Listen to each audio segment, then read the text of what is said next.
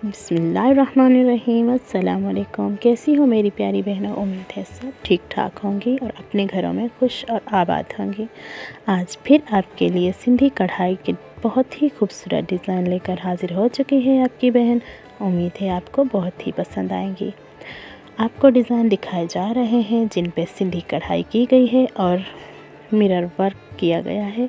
इसके साथ ही मुक्का इस्तेमाल किया गया है। इसको और भी खूबसूरत बनाने के लिए सितारों का काम भी किया गया है, जिनकी वजह से डिज़ाइन में और भी खूबसूरती आ गई है। आप देख सकती हैं कितनी प्यारी प्यारी एम्ब्रॉयडरी की गई है।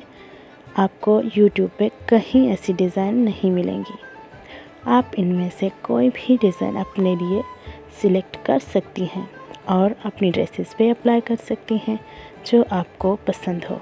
स्क्रीनशॉट भी लिया जा सकता है। तो आज की मेरी ये वीडियो आपको बहुत पसंद आई होगी। अगर ऐसा है तो प्लीज़ लाइक, शेयर और सब्सक्राइब कर दीजिएगा। और इसके साथ ही मैं मिलूँगी आपको अपनी नेक्स्ट वीडियो में। अपना और अपने प्यारों का ढेर सारा ख्याल रखिए।